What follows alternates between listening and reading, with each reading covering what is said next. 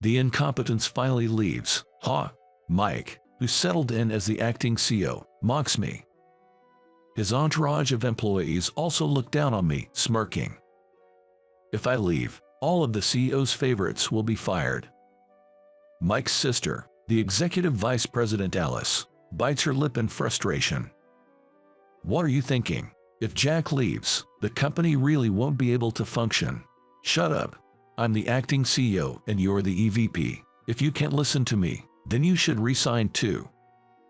The CEO's wife, Linda, is completely on Mike's side. If I resign, Mike will take over the company, and I have no power to stop it. Watching this family-run business's internal strife is painfully distressing. I might as well resign. Thank you for everything up till now. I hum my head deeply. As I raise my head, I see that Mike, Linda, and the other employees have turned pale. Turning around, I am astonished. My name is Jack. I'm a 32-year-old salesman, working for a mid-sized design company, Harrison Design. Our company is family-run, with the upper management having the last name Harrison. The CEO is Mr. Harrison, the executive vice president is his son Mike, and the managing director is his daughter Alice. The CEO's wife, Linda, doesn't hold an official position, but she often comes to the office to complain about the employees. I've heard that family-run businesses often turn into tough workplaces. Indeed, Linda, who wanders around the office without doing any work, can be annoying at times. However, as long as I ignore Linda's complaints, it's a pretty good place to work. The primary reason is that Mr. Harrison, the CEO, is a very respectable person. He never throws his CEO status around and always considers the employees' opinions. That's why our company has a good atmosphere. The employees work comfortably without harboring any grievances. Mr. Harrison's children joined the company's leadership about 5 years ago. His eldest daughter Alice is a year older than his son Mike, but Alice is just the managing director, and Mike is the executive vice president. Alice doesn't really complain about this. Alice, a graduate from a renowned university in a major city, is extremely capable and never brags about it. She puts the employees' comfort first, making her the type of female supervisor you'd willingly follow. On the other hand, Mike, who became the executive vice president, is somewhat problematic. Before joining his father's company, Mike traveled the world as a backpacker, while Alice gained experience in another design office. There's nothing wrong with world travel. But Mike seems unable to shake off his student mentality and doesn't like hearing anything unpleasant. Perhaps our company still clings to a male-dominated society, given Mike's promotion despite being younger. Linda's influence is a major factor in Mike's usefulness. She dotes on Mike and seems to indulge all his whims. Yet, as the son of the respectable Mr. Harrison, Mike will probably change as he gains experience. I thought I was still young, but it's been 10 years since I graduated college. During that time, I've worked solely for Harrison Design. As more young people join, I feel my age. I try my best not to become an unpleasant supervisor. Additionally, I have a unique connection with Mr. Harrison. He enjoys playing chess, but few people in the office can match him. While there are people who play pool and checkers, I'm one of the few who can play chess. So we often play in his office during lunch breaks or after work. We don't hold back, and our win rates are about even. Well, I lost today. Maybe I'm getting old, says Mr. Harrison. What are you talking about, Mr. Harrison? We still need you to keep going strong. Mr. Harrison, having turned 60 the other day, started to worry about his age. From my perspective, he's still plenty young, vibrant, and the perfect example of a 60-year-old professional. It seems his concern about his age partly comes from the fact that his son Mike is still not capable enough to be left in charge with confidence. Leaving with a loss feels unsatisfying. How about it, Jack? One more game. Sure, but I won't go easy on you. Mr. Harrison laughs heartily, and we begin setting up the chess pieces again. Then, one day, something happened. A female employee rushes out of the CEO's office in a panic. "Somebody call an ambulance." Mr. Harrison collapsed right after he said he's having chest pains. As we employees head towards the CEO's office, we find the door open, and several employees have already crowded inside. I hear the loud voices of Mike and Alice. "Dad, hang in there. I'm loosening your tie now. Dad, you'll be okay. Just don't move. The ambulance is on its way." The paramedics arrived quickly and took Mr. Harrison away on a stretcher. Accompanying him were the executive vice president, Mike, and the managing director, Alice. Linda was at home and was informed, said she would head straight to the hospital. Meanwhile, us at the office couldn't focus on work, anxiously waiting for news from Mike and Alice. Soon, Alice called the company. "Dad's completely unconscious now. He's in a critical condition with arrhythmia and high fever," she said. From that day, a wave of unease spread throughout the office. While we tried to keep working, everyone was whispering about the future of Harrison Design. If Mr. Harrison doesn't make it, will we all lose our jobs? No, the executive vice president and managing director are still here. One of them will take over. But one of them was a significant issue. I thought things might work out if Alice became the CEO, but I was only anxious about the future if Mike took the position. There were several family meetings at the Harrison household. Ultimately, my worst fears were confirmed. Mike, as the eldest son, was appointed the acting CEO. This is what I think is the downside of family-run businesses. But it's not like the employees could vote for an acting CEO. The next day, Mike arrived at the office, taking on his new role with confidence. During the morning assembly, Alice, the managing director, announced it to all the employees. "Mr. Harrison is still unconscious. Harrison Design is facing its biggest crisis since its founding. Let's rally behind the acting CEO and get through this crisis together." As I listened to Alice's words, I find myself lost in thought. Is this really okay for Alice? Is she truly satisfied with this? "A few words, please, acting CEO." I know everyone is anxious at a time like this, but I need you to trust me and give it your all. If we all work hard, surely my father's condition will improve." One of Mike's supporters starts clapping. Soon, other employees join in with the applause. I join in while intently watching Alice.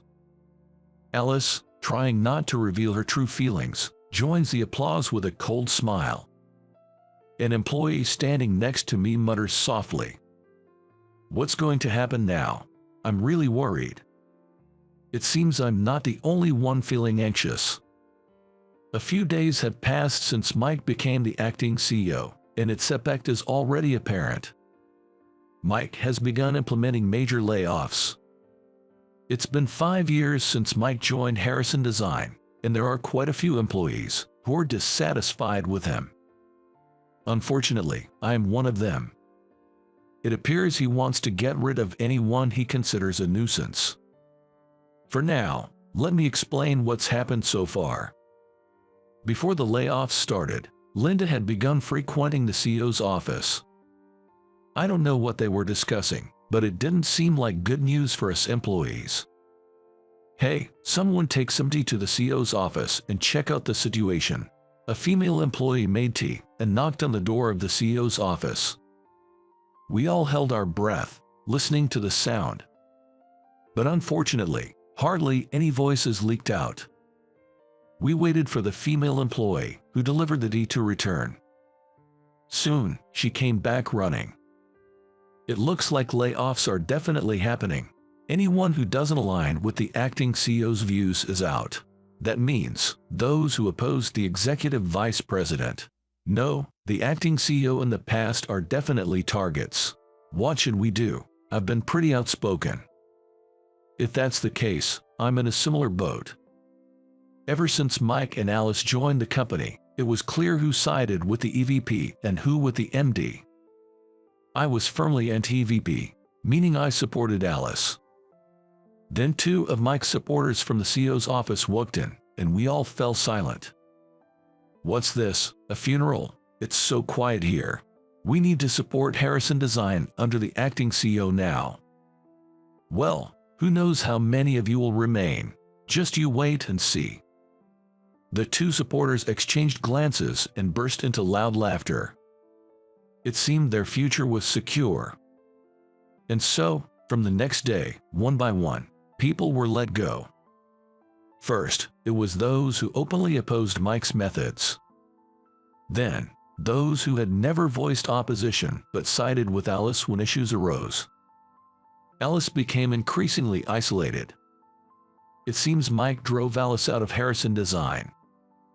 Despite being siblings with just a year's age difference and sharing the same parents' blood, why couldn't they get along? Eventually, I was the only one left supporting Alice. Alice bit her lip in frustration. "My mother always favored Mike. I've always been the one to oppose her, so I guess I'm not the favorite," Alice said. "Is the acting CEO, Mike, regularly visiting Mr. Harrison at the hospital?" Alice shook her head weakly. "He's left it all to the hospital. He seems to think there is no hope for a recovery. Mike is going to take over Harrison Design for good." "Alice, are you visiting Mr. Harrison in the hospital? How is his condition?" "There's been a significant change, actually. A good one. But Mike's actions have been so swift, I'm not sure if it's going to be in time." The fact that she mentioned in time suggests there might still be a chance for Mr. Harrison's return to the company. I felt a glimmer of hope in the darkness. "Alice, next time you visit Mr. Harrison, please take me with you. I might not be able to make much difference, but I want to help in any way I can for his recovery." "Thank you. I haven't been to visit in the last few days. Let's go right after work today." Just then, one of Mike's supporters approached and directed me to the CEO's office. Alice's face tensed up. It looked like my time had come to be let go. I bowed deeply to Alice. "It's finally time. It's hard to leave you behind, but I guess I have to face him now," I said. "I'm coming with you. I can't stand this outrage," Alice declared. We both entered the CEO's office. Mike sat in a high-back luxury chair, one of his supporters standing to his right, and Linda, looking pleased, stood further to the side. The supporter, who had led me in, quickly positioned himself to Mike's left. "Jack, you're also fired as of today, but you've dedicated 10 years to the company, so we'll call it early retirement. You'll get a decent severance package, so don't worry," Mike announced. There was no point in making a scene. I quietly nodded, understood. Mike mockingly laughed at me. "Glad the incompetent is finally gone." His supporters looked down on me, smirking. Alice bit her lip in frustration but quickly retaliated. "What are you thinking? If Jack leaves, the company really won't be able to function." "Shut up. I'm the acting CEO, and you're the MD. If you can follow my orders, then you should resign too," Mike snapped. Then Linda, who had been standing to the side, spoke up. "You're just like a limbless body now, unable to do anything. You're talented, so why not get hired by another company?" "Mom, are you saying I'm unnecessary for this company?" Alice asked. "Oh, you're just realizing that now. This company will be inherited by Mike alone. Don't worry, we'll adequately replace the employees we've lost," Linda said, smugly. Are these the words a mother bestows upon her own daughter, to whom she gave life? Once I leave, Mike's takeover will be complete, but I never had the power to stop it in the first place. Watching this family-run business split from the inside is heart-wrenching. I feel sorry for Alice, but I'm exhausted too. Maybe it's better to just resign. "Mike, Alice, Linda, I truly appreciate everything you've done for me," I said. I hung my head deeply. As I raised my head, I saw the pale faces of Mike, Linda, and their supporters. Turning around, I was astonished. There was Mr. Harrison in a wheelchair. A nurse, dressed in plain clothes, was pushing the wheelchair. "The doctor gave me permission to come out for an hour," Mr. Harrison said. Though he looked a bit thinner, Mr. Harrison's eyes were sharp, and he radiated energy. Linda staggered toward Mr. Harrison. When did you recover enough to use a wheelchair?" Linda exclaimed. "You and Mike never visited, so you wouldn't know, but my condition has been improving day by day," Mr. Harrison replied. "Oh, that's good. I've been worried all this time," Linda said. Mr. Harrison snorted and looked away from Linda, turning instead to Mike. "I see you've done quite as you pleased in my absence. Remember, you're only the acting CEO, not the CEO." Initially, Mike seemed unable to grasp the situation, but as Mr. Harrison spoke with firm authority, Mike began to tremble. I was just thinking of the company's best interests. I thought you were done for," Mike stammered. "You underestimated me. I'm not one to be incapacitated by something like this. My pulse has stabilized, and my fever has gone down," Mr. Harrison asserted. "That's great. I've been so worried," Mike replied, trying to sound sincere. Mr. Harrison glared at Mike. "Don't say things you don't mean, but fine. It's probably your mother's influence anyway." "It's a misunderstanding, dear. I would never put such ideas in Mike's head," Linda protested. "I've known you long enough to know better. Anyway, Alice, I'm feeling a bit tired. Could you call an assisted taxi to take me back to the hospital?" Mr. Harrison requested. "Of course, Dad. I'll have you give orders from your hospital room. I'll be your hands and feet," Alice responded. Thanks to the incredible commotion, my early retirement was called off. Mr. Harrison's recovery has been remarkable. He's been working hard on rehabilitation to rebuild the muscles that weakened during his hospital stay. Gradually, he started to walk on his own again. I began visiting the hospital room daily with Alice, and each time we saw him, he seemed more energetic. However, it looked like a full recovery would still take some more time. So, Alice brought a computer into Mr. Harrison's hospital room to make it easier for him to work. With Alice's assistance and me helping her, he could manage his CEO duties for telework from the hospital room. Despite being 60, Mr. Harrison is quite familiar with computers, so he was pleased to be able to work from his hospital room. He opened his laptop and turned on the power. "Well then, what should we tackle first? First, let's restore Harrison Design to its original state." What Alice displayed on the computer screen was a list of employees who had been fired. It might seem too good to be true to fire them on our own accord and then ask them to come back, but we can't operate without them. I'm prepared to apologize to each of them personally, she said. "That's right. I'll join you in apologizing. None of this would have happened if I hadn't fallen ill in the first place," Mr. Harrison agreed. Following Mr. Harrison's instructions, the fired employees were brought back. We all rejoiced at being reunited with smiles. "I'm relieved to be reinstated. I was worried about my remaining mortgage," one employee said. "That's good to hear. Let's continue to support Mr. Harrison," another added. With this, 90% of the original staff was restored.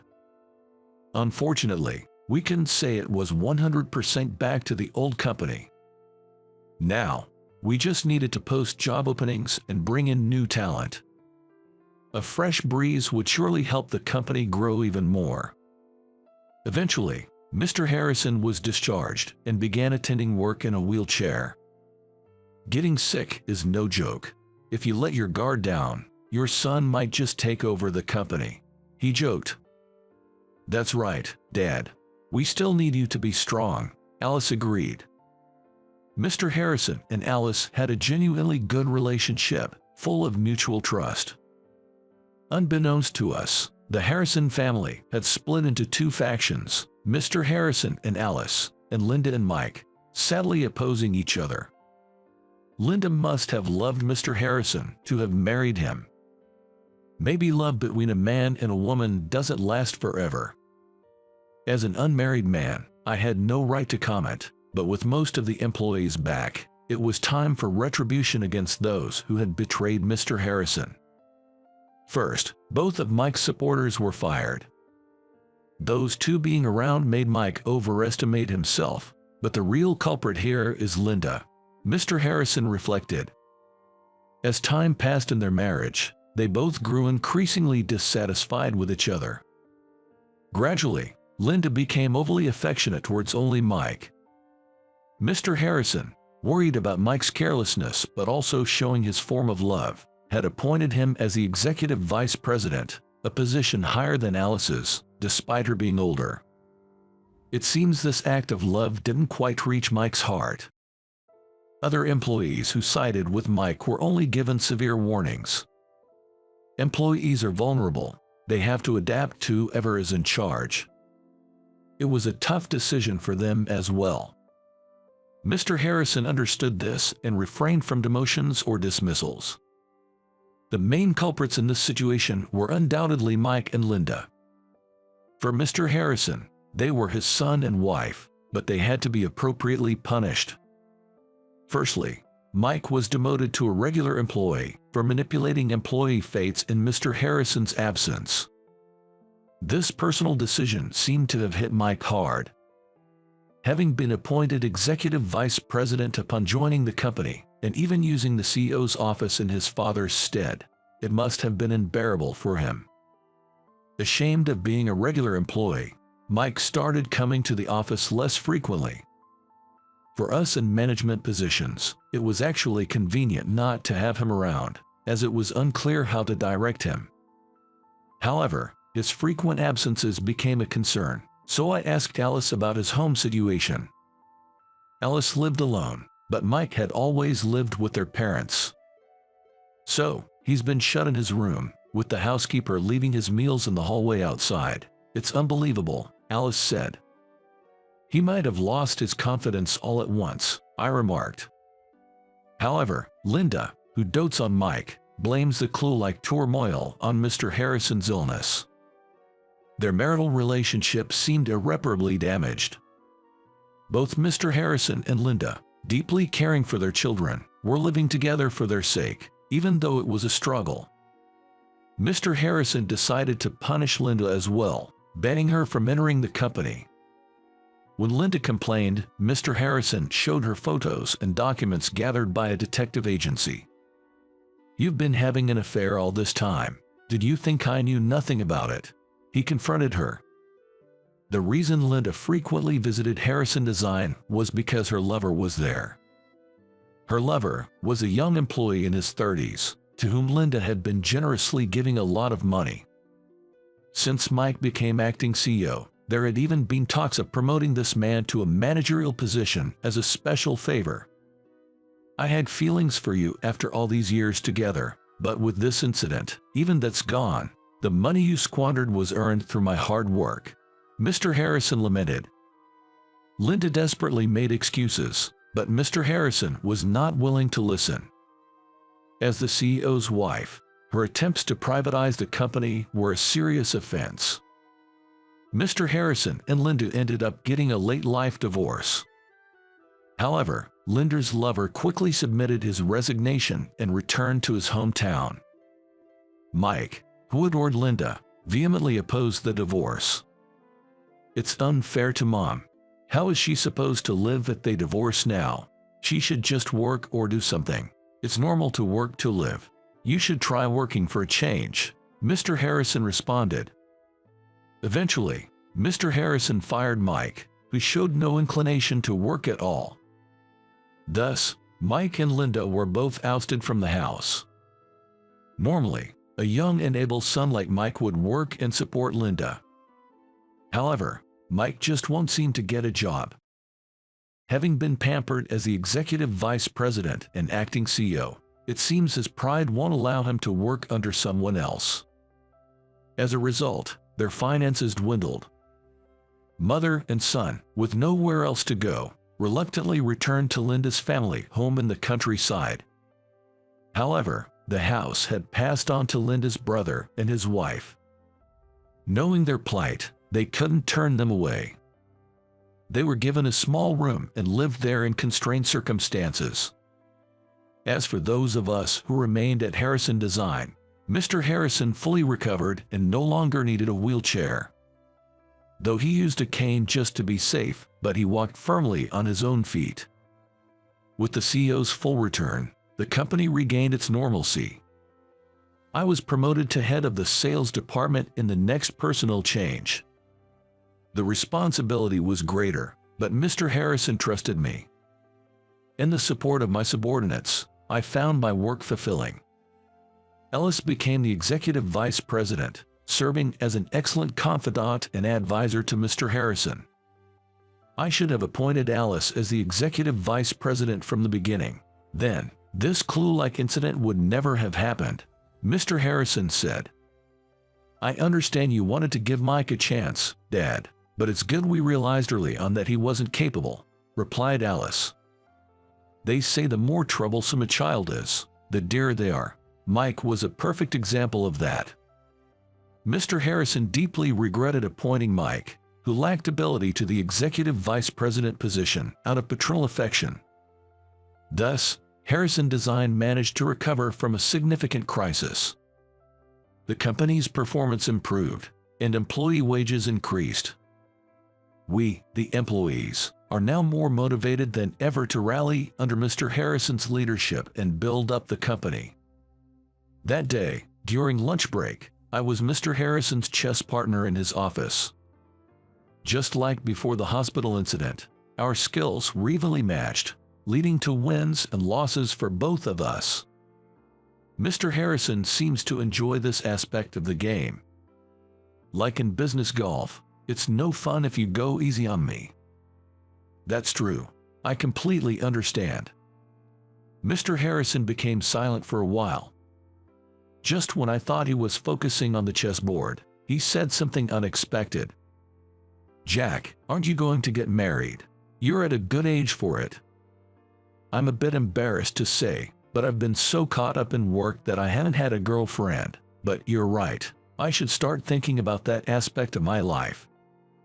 I might not have much credibility in giving marriage advice, considering how mine turned out, but maybe it's time you thought about settling down.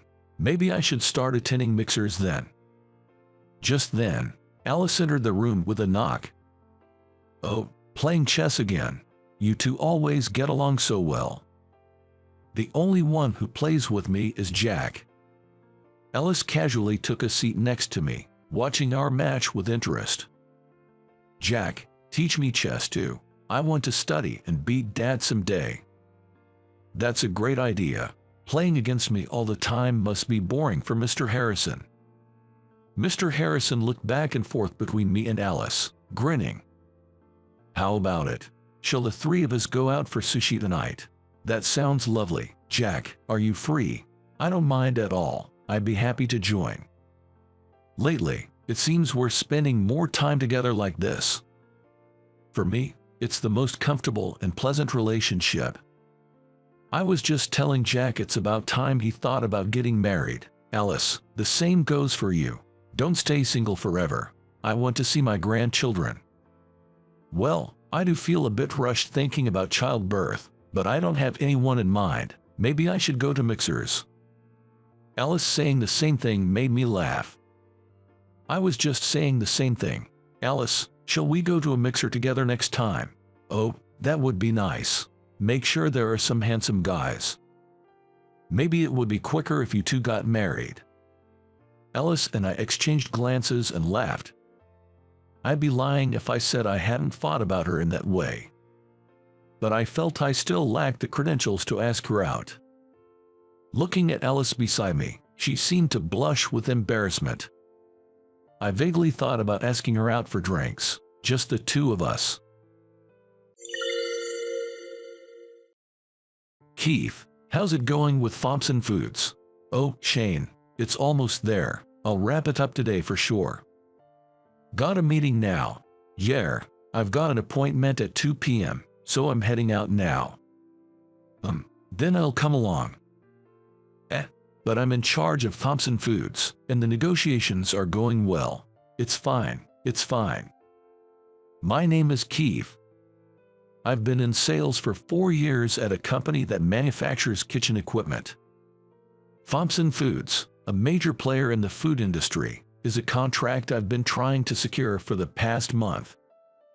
My boss Shane, who couldn't even get an appointment with Thompson a year ago and dumped the whole thing on me, now seems to want to step back in when the contract is almost in hand.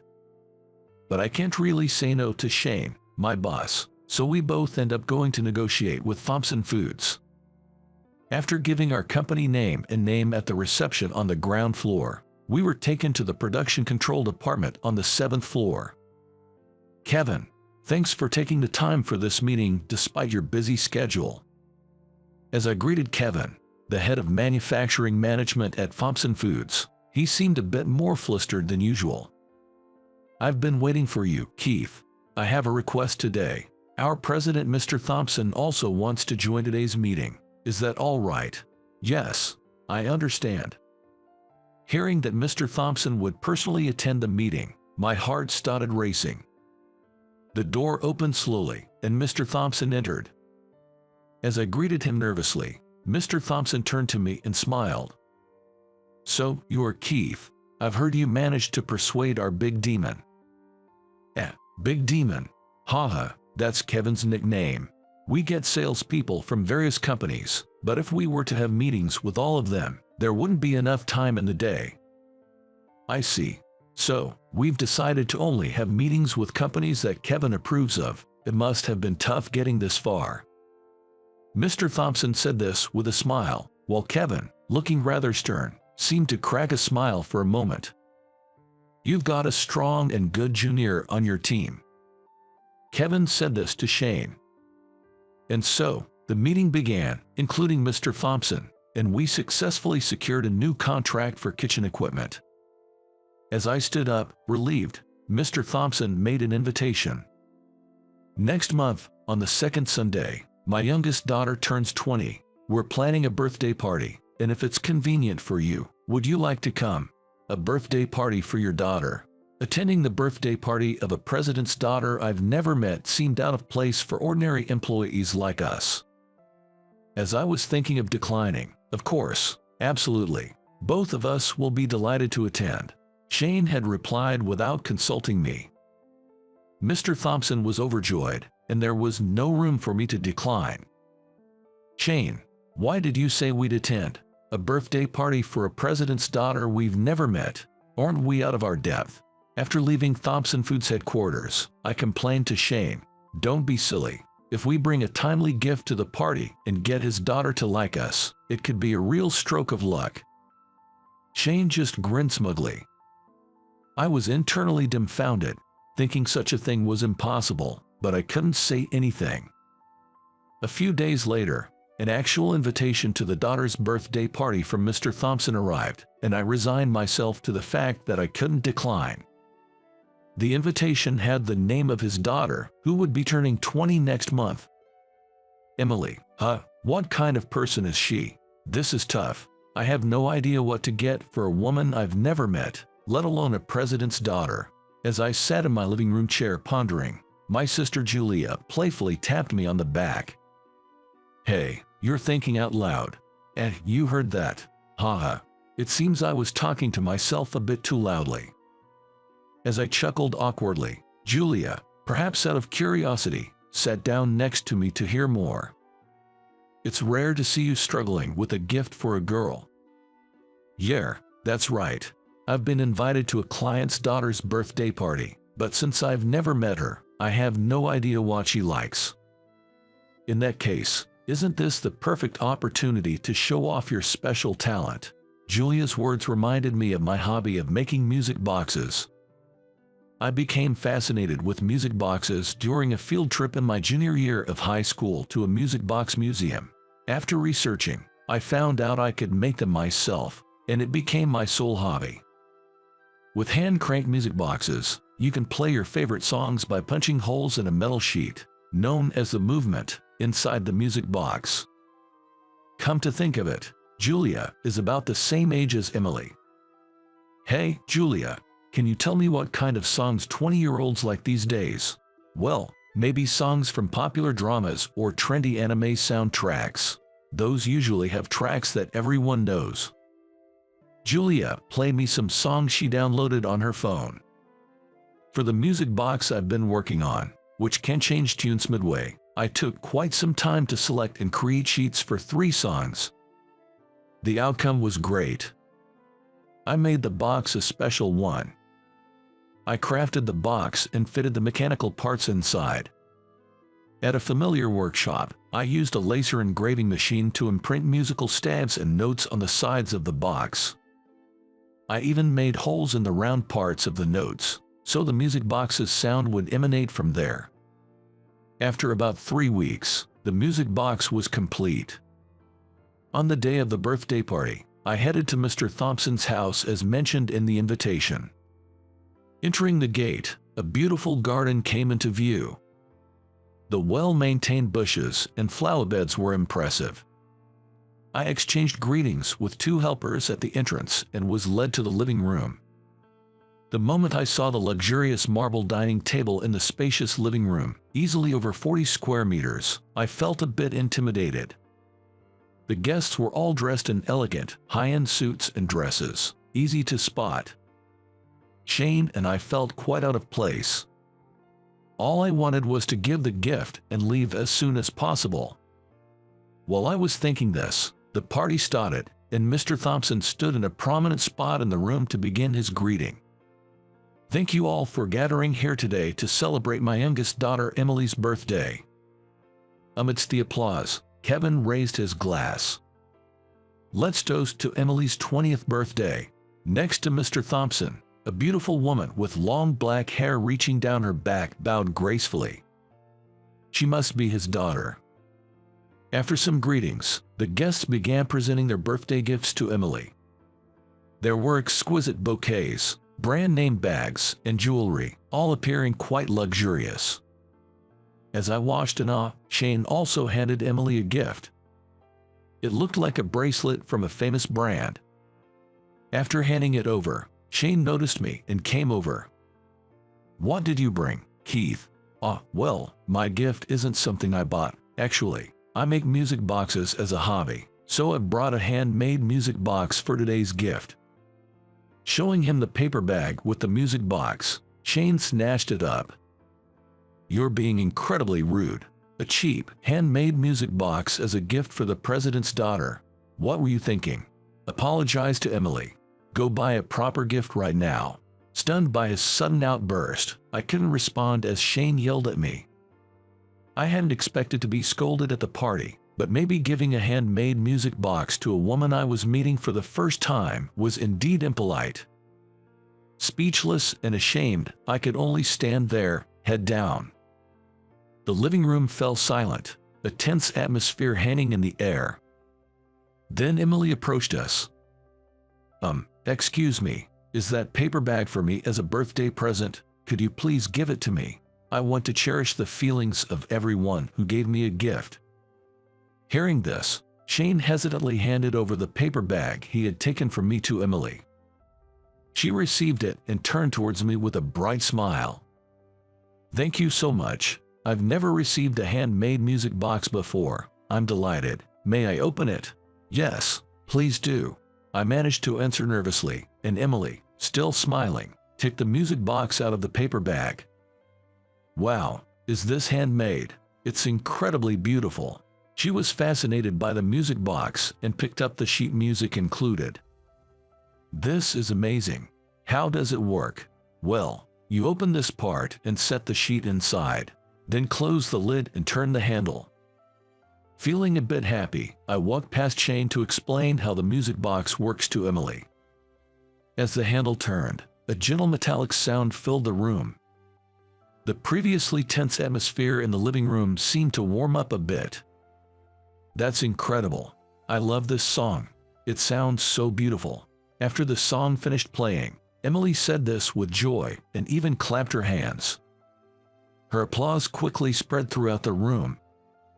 Emily seems to like the music box gift the most," said Mr. Thompson, who came over, smiling at Emily and then turning to me with kind words.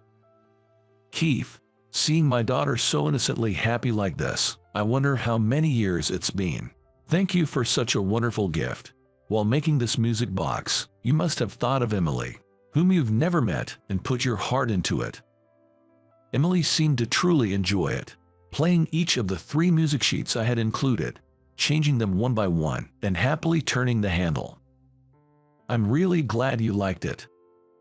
As I said this, Shane muttered behind me. I went out of my way to buy a $300 bracelet, only to be outdone by such a cheap-looking gift. How embarrassing. Suddenly, Emily's expression turned displeased, and she walked briskly over to Shane. "What's your name, please?" Shane." "Shane, thank you for the bracelet, but I'm sorry that what I like is a cheap-looking music box. This music box has just become my treasure, and you're belittling my treasure as cheap-looking." Confronted by Emily's forceful gaze, Shane was completely taken aback. "No, I didn't mean that. I'm terribly sorry." After bowing deeply, seemingly too embarrassed to stay, Shane hastily left the room and didn't return to the party.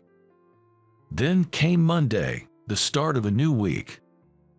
I had a meeting scheduled at Thompson Foods, so I tried to involve Shane. "I'm good. I'll leave it to you," Shane said with a wry smile, and since then, he avoided any involvement with Thompson Foods.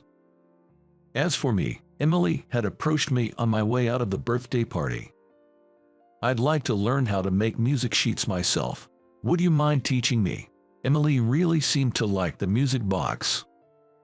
I couldn't decline such a delightful request, so now I spend every weekend at Mr. Thompson's house teaching her how to make music sheets. Emily is quick to learn and eager, making teaching her a rewarding experience.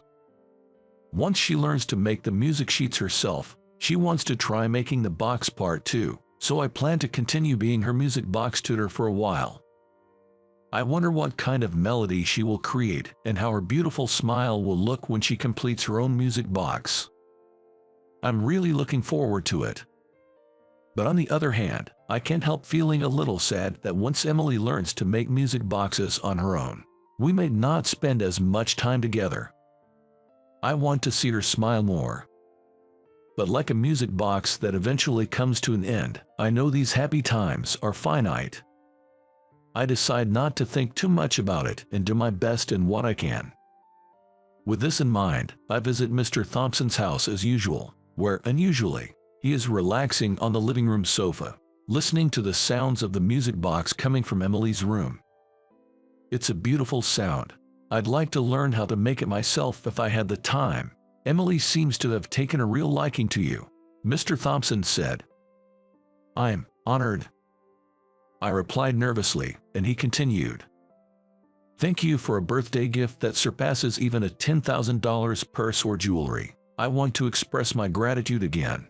It's a joy for me, and my wife is thrilled too, to see Emily so engrossed in something. How about joining us for dinner at our house sometime?" As I stood there, stunned by the invitation, Emily came downstairs from her room. "Thank you, Dad. I've always wanted to properly thank him for teaching me." Seemingly having overheard our conversation, Emily joined in, trying to seal the promise. "Don't mention it. Consider it my fee for being a music box tutor. There's still so much I want to learn, and it's going to be a long-term commitment, right, teacher?" Seeing Emily's mischievous smile, there was no way I could decline the invitation. And just like that, I found myself with a standing invitation to Mr. Thompson's house, not just for teaching music boxes. "Absolutely. His daughter has a thing for you, big bro. Show me your picture next time," my sister Julia said with a grin when I told her at home. She's the daughter of a president, and a client at that. "So what? Go for it. Catch a big break. I want a beautiful sister-in-law," she teased. The word marrying up reminded me of something Shane had said. By the way, when I mentioned that I have a sister, Emily said she'd like to meet you. As I said this with a sigh, Julia's eyes lit up. I'd love to meet her too. Plus, it's a perfect chance to find out what movies and places she likes, right? Come on, you like Emily, don't you? Well, yeah, but our social statuses are worlds apart. Don't be so defeatist. If she loves your handmade music boxes that much, I don't see any problem. After that, we plan to go see a movie together, the three of us. Emily really took a liking to my sister Julia, even inviting her to visit her home anytime. Furthermore, going to the movies with Julia led to me being able to spend time alone with Emily on weekends. Despite the usual nerves, we found out we had a lot in common, like our taste in music and movies, and we were able to laugh and relax together. Maybe one day, I might muster the courage to confess and start dating her. I secretly entertained the thought that such a day might not just be a dream. Ugh, another blank again. I grumbled, stuffing the crumpled losing lottery ticket into my pocket as I waited for the light to turn green. My name is Jack, I'm 30 years old. Living alone quietly in a small apartment. A brisk wind made me involuntarily shrug my shoulders from the cold. Then, right in front of me, a sleek black luxury car pulled up with a slight brake sound. Nice car. As I was thinking this, the window quietly opened and a beautiful woman showed her face. Well, she's incredibly beautiful. I'd never get involved with someone like her in a lifetime. Thinking this, our eyes met unexpectedly. Feeling awkward, I looked away, but the luxury car came to a complete stop, and a woman in a suit got out. She stepped out, heels clicking, wearing a crisp white suit that screamed heiress. As she walked, heels clicking, she looked at me and approached. Then, "Excuse me, you're Jack, right?" "Yes, that's me, but who are you?" "I'm sorry to be so sudden. I'm Lisa Brown."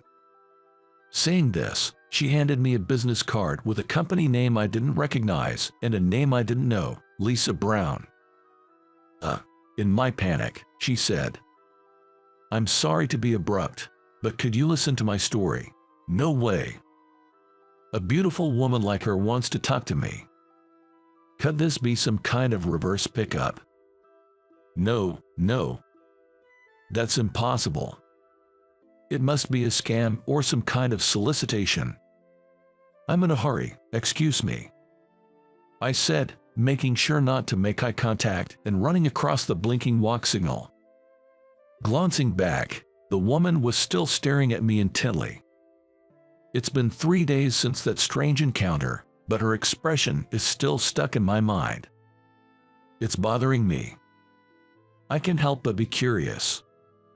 I kept looking at her business card, checking the contact details, and calming myself by searching suddenly being approached scam on my cell phone. Why am I so concerned? Sure, she's beautiful, but really, it's because of the way she looked at me, like she wanted to say something. I shake my head vigorously, trying to erase the memory. Ever since I ran away from my father, I've maintained a peaceful life, but now I feel like a storm is brewing. Ding dong, ding dong. The doorbell rings in the middle of a weekday.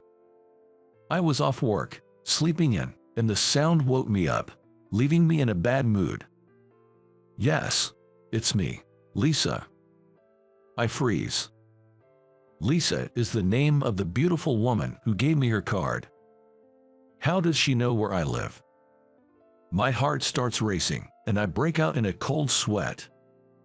I open the door, and she starts talking without waiting. "Sorry to be sudden. Do you know Emily Thomas?" That's the name of my mother." "Yes, actually, she's my mother too." "What?" "I have something important to tell you about our mother." "Please leave." I don't want to hear anything about that person. Please, just leave without saying anything else." "But it's important." "Just go, please."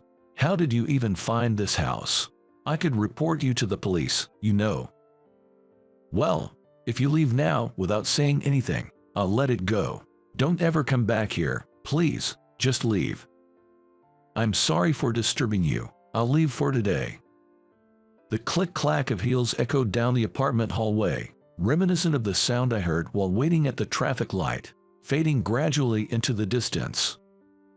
What's going on, really? Back when I was in middle school, I had a mother. But one day, she suddenly disappeared. Without a word, leaving me alone in that house. My father, born as the second son in a wealthy family, had a life of no hardships. He met my mother in college, married her right after graduation, and soon, I was born. As a laid-back and easygoing child, I often got scolded by my strict father. You haven't even done your homework yet. Lazy kids will get nowhere, you know. Really, who did you take after? Every time he said that, my mother would fiercely scold him as if she was about to hit him, and then she would hug me. She always protected me. You're a good boy, clever and kind, the pride of your mother. Yet, despite saying that, she disappeared one day. It was in the fall of my second year in middle school. When I got home from school, she was gone. I tried calling my father, but couldn't reach him, and as the outside darkened, I couldn't hold back and ran out of the house. Mom, where did you go, Mom? I kept shouting in my mind, searching all over the neighborhood. Our friends' homes where our families were close, the supermarket where we often shopped, the nearby park she used to take me to when I was little. I went everywhere I could think of, but she was nowhere to be found. My mother wasn't found. Returning home in despair, my father was leisurely drinking coffee in the living room. Where have you been until this late? I understand you're in your rebellious phase, but don't do anything to embarrass me. Hearing his usual words, I felt my blood boil. What are you talking about? Mom's gone. That's why I was looking for her. How can you be so calm? Aren't you worried about Mom?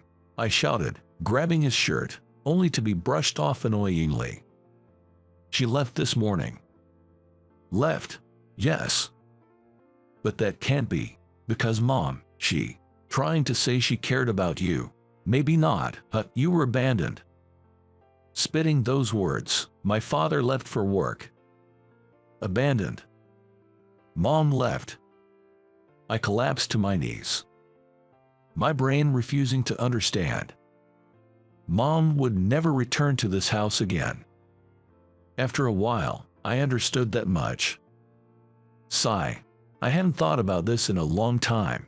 It's a memory I want to forget. One I never want to recall again. The misery makes me dizzy. Since that day, Lisa started appearing frequently, as if out of nowhere. No matter how much I watched my surroundings, she'd be near me without my noticing and start talking. I'm sorry for scaring you. Please, listen to what I have to say. Would you meet our mother, please? These 4 sentences were what she'd invariably say when she saw me. Each time, I felt like I was running away. It's too much to suddenly be asked to meet a parent who abandoned me. And frankly, I don't even want to. I had finally escaped from my overbearing father. Honestly, I wanted to forget about both of my parents. Moreover, Lisa is a president's daughter. I had no desire to meet a mother who left me for a better life. Eventually, she would understand that I didn't want to meet our mother and give up. It was a waiting game. As I thought this, the moment finally came. Ding dong. On a weekday afternoon when I was off work, the doorbell rang and I heard Lisa's voice outside. I promise this will be the last time. Please, listen to me. What does she mean by the last time?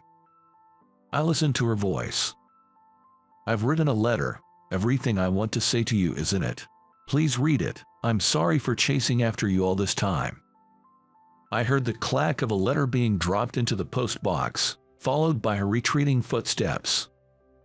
A letter. I opened the post box to find a pristine white envelope. Inside were 7 sheets of paper. I began reading the first one.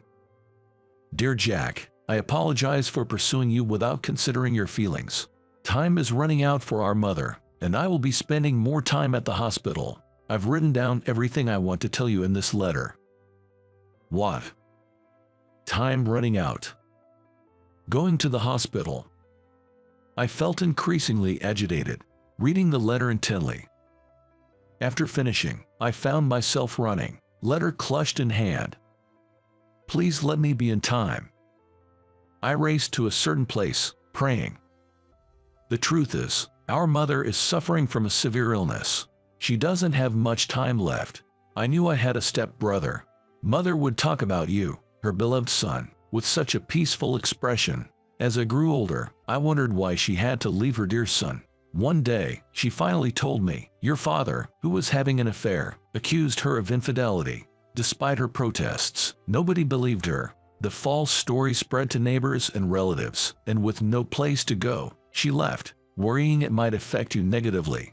She fought for custody, but was denied, being labeled an adulteress with no income. She left you in that house, unable to prove her innocence. Years later, she met my father. I was about to finish high school, and I was delighted to have a mother. I love her dearly, so I wanted to fulfill her greatest wish and came to see you. Jack, would you please grant me this selfish request? Will you meet our mother one last time? Arriving at the hospital, breathless, I completed the visitation procedures. What am I going to do when I meet her? What should I talk about? I had no idea, but the word last compelled me to come. I knocked on the door of my mother's private room, and a voice said, "Come in." Opening the door, Lisa looked at me, surprised. Beside her, on the bed, lay a thin, elderly woman connected to tubes. It had been years since I saw my mother, but somehow, I knew this woman was her. Mom. I had only meant to call her softly, but at the sound of my voice, my mother opened her eyes. Isn't that you, Jack? You recognize me. I'm already over 30. Of course I do. You're my son, Jack. You've grown up so much, but this is strange. Is this a dream? Has my time come so soon? No, it's not a dream. I'm really here. I came to see you. As I said this and took her hand, she grasped it back repeatedly, saying, it's true, it's true," with joy. Lisa, unable to hold back her tears, covered her mouth and left the room. Until just now, I had been wondering what to say. But surprisingly, the words came out smoothly. I told her about how I started enjoying studying after she left, how cooking has become a part of my life, and various other things. Mom listened silently, smiling occasionally. You've become a fine adult. I'm sorry I couldn't be there to see your life unfold, she said as she burst into tears. Why didn't you come back for me? She looked surprised and gently stroked my cheek. I did come back. After leaving, I tried several times to see you, but your father's family turned me away. Even so, I couldn't give up and waited near your house, hoping to see you. I didn't know that. I couldn't bring myself to speak to you. I saw you coming home, laughing and happy with your friends. I thought, if Jack has a life without me, if he's happy and healthy, then that's enough for me. So, I left without saying anything. I had no idea. Later, I remarried a good man, my current husband, and had a lovely daughter, Lisa. But perhaps it was karma. I got sick. I've been nothing but a burden to my children. That's not fair. You left me alone.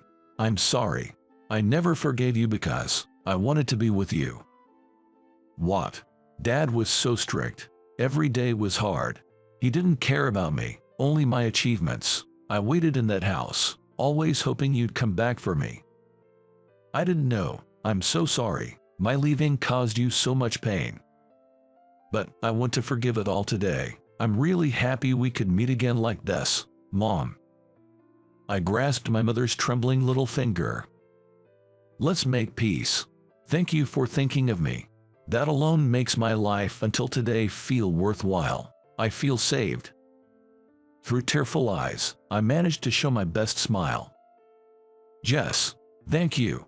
It makes me so happy to hear you say that. I'm blessed. With Jack, I wish we could have spent days talking, arguing, laughing more, saying goodbye and welcome back, good morning and good night, watching you grow up every day. But I'm glad we could meet like this. Seeing the smile of my grown-up son makes me truly blessed.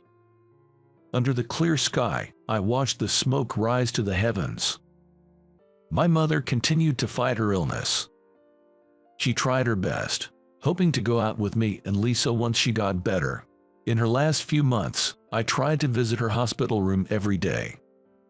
We talked a lot and created many memories. Jack, thank you for indulging my selfishness and fulfilling my mother's last wish. Thank you too. I'm glad I could see Mom one last time.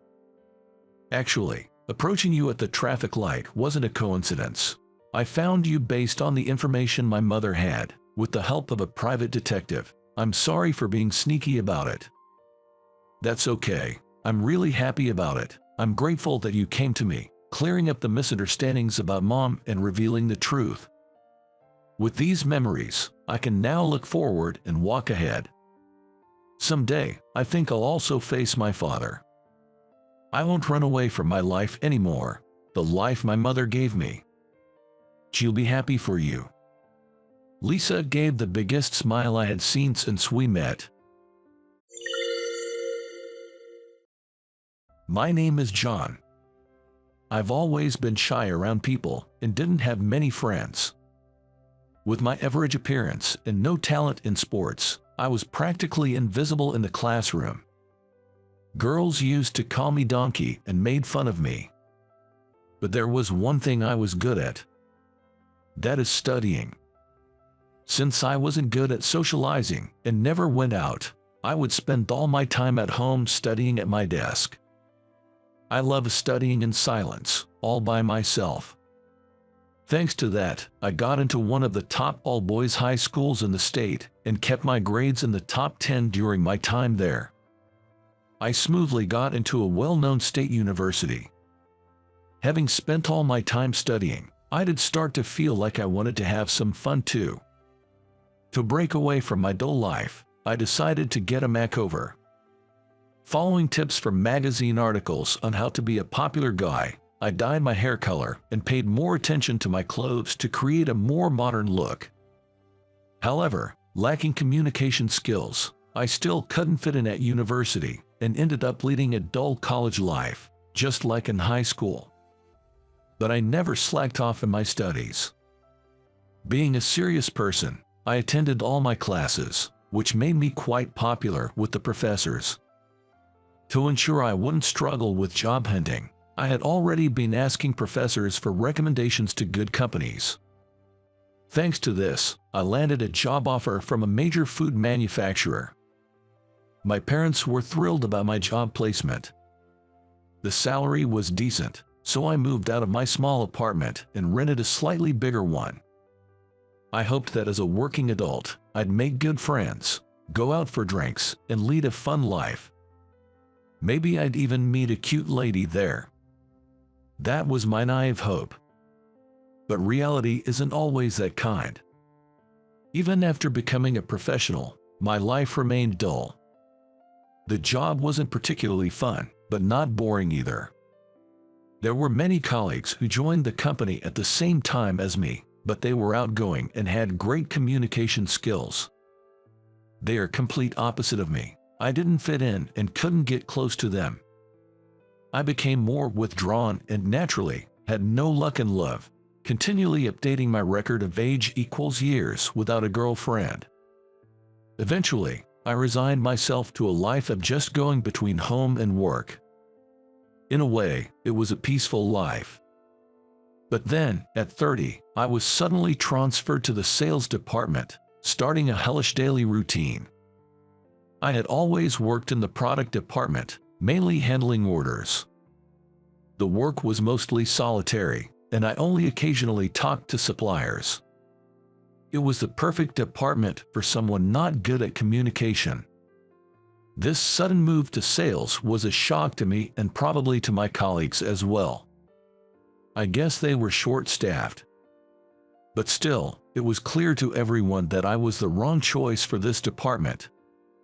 The sales department was full of bright, communicative employees, and I couldn't fit in or adapt to the work.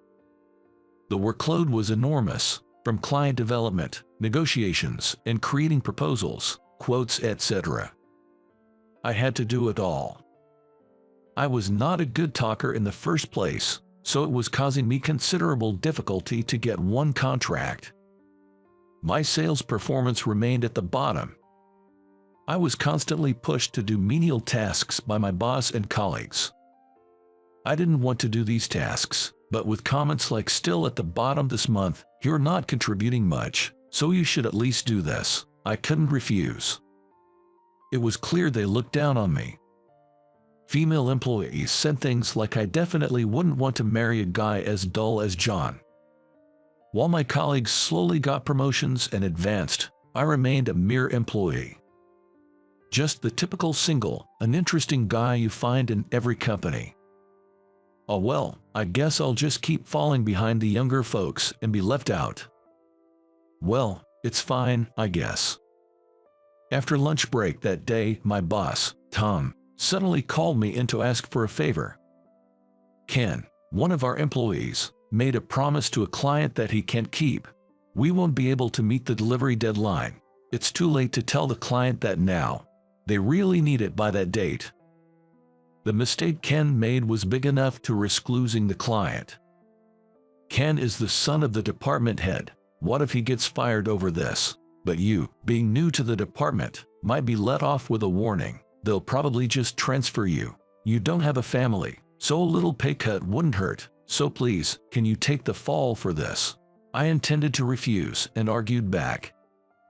But Tom got angry and yelled, "Don't you realize you're a burden? Why don't you show some results?" Hearing those words, I felt something inside me break. I didn't want to be there anymore. I wanted to leave this company right away. Tears started to flow naturally. I guess I had reached my limit. Later, the executive Max called me in and said, "If you have no motivation, you might as well quit." I just replied, "Yes." It felt like Tom had forced me into resigning. Exhausted, I found myself calling my mom. She said, "Oh dear, you've had a tough time. Good job hanging in there. Why don't you come back home and rest for a while?" So, I went back to live with my mom. I had left this town because I disliked the countryside, but Mom knew that and didn't stop me when I wanted to move to the city. Our family ran a small deli. When I got home, my mom greeted me with a kind smile, saying, "Welcome back," and offered me some special chicken wings she had made for the shop. I teared up eating her cooking after so long. "Tommy," she said, "you don't have to push yourself anymore." Maybe it was the stress from the unfamiliar job, but I wasn't feeling well, so I rested at home for a while. Eventually, I started helping out with the deli. The customers were nice, praising my mom's dishes as exquisitely comforting. I felt much more at peace in this environment. About a year after returning home, I noticed a woman at the bus stop while coming back from shopping. It started raining suddenly, and she looked troubled, checking the bus schedule.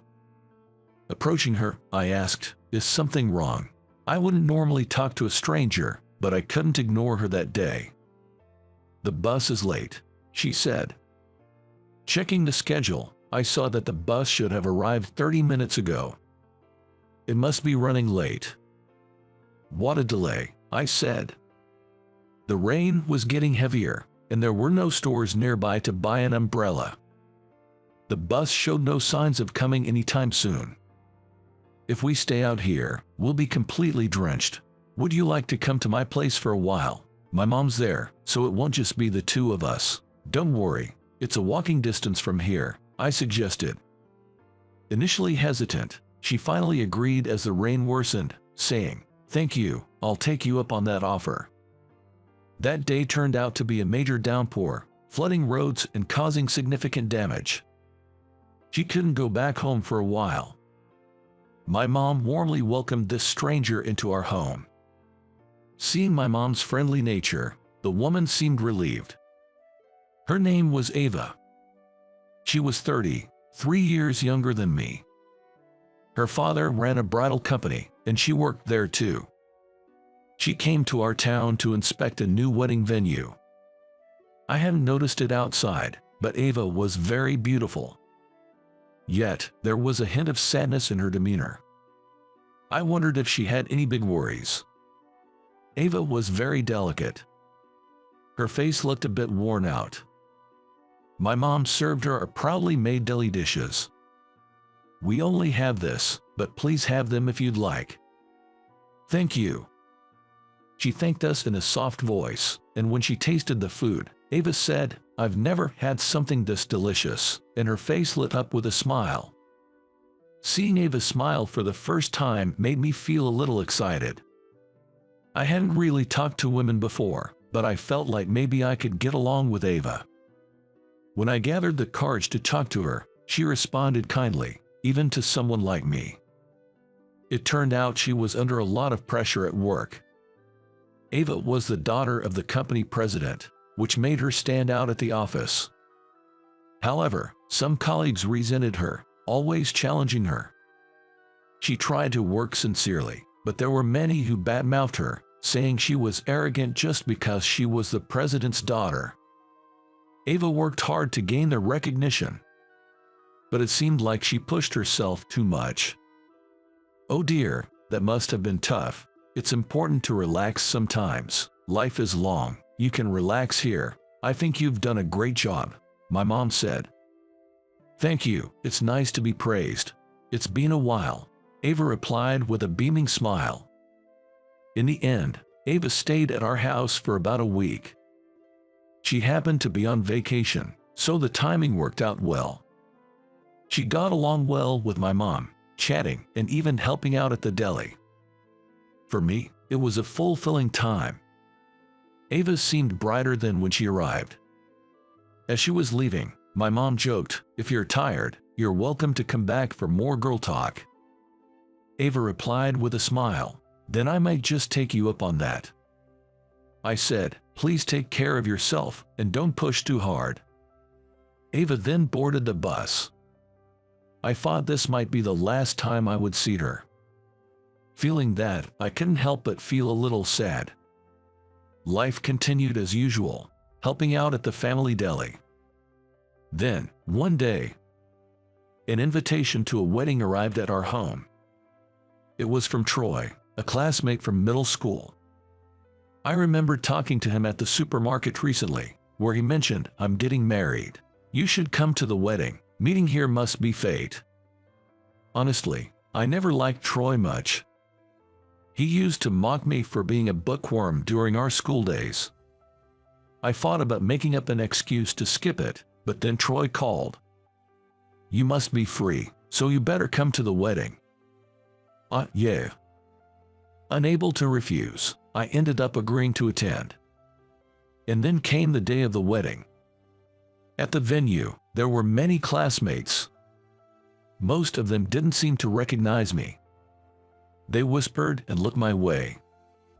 Then Troy approached, recognized me, and called out, "Hey, there you are, Donkey." At the mention of my nickname Donkey, my classmates realized who I was. One of them asked, "What are you doing now?" Before I could answer, Troy mocked. He was good in school, but now he's just selling deli with his mom. How the mighty have fallen. Seriously, even with a good college degree, running a deli, you'll probably stay single forever. The others chimed in with their own harsh words. I just forced a smile, knowing it was true. Suddenly, everyone's gaze shifted behind me. "Don't mock my boyfriend, please." To my surprise, Ava, dressed in a suit, stood behind me. "Do you guys not feel ashamed talking like that as adults? John, you don't need to be here. Let's go," she said. Ava pulled me by the hand and led me out of the venue. Once outside, she looked startled and said, "I'm sorry if I did too much, but I just couldn't stand seeing you being made fun of." "No, don't worry about it. I'm actually glad. But why are you here?" It turned out this venue was one of the ones her father managed, and she was there for work. "Would you like to have dinner with me after I finish work?" she offered. I immediately said of course. I was thrilled to see her again, never expecting our paths to cross. We didn't return to the wedding but went to dinner together instead. "I was actually hoping to see you again, but meeting here at the wedding venue, maybe it's fate." To her joking tone, I replied seriously. "Maybe it is fate.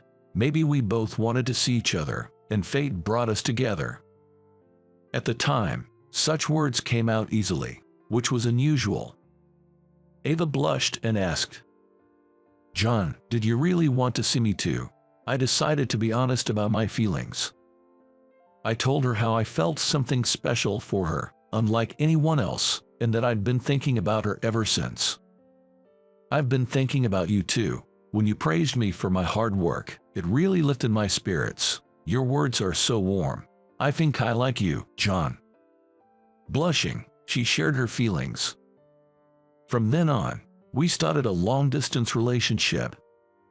Soon after, Ava was assigned to work primarily at the venue we had visited, and it was decided she would move to this area. This led us to start living together, even though we hadn't been dating for very long. Realizing I shouldn't rely on her alone, I found a job at a local company and returned to the workforce. Today, I'm at my mom's house, watching her and my girlfriend chatting happily. Seeing their smiles fills me with happiness. For the first time in my life, I have a girlfriend and a supportive mother. I want to work hard for them and walk this path of life together.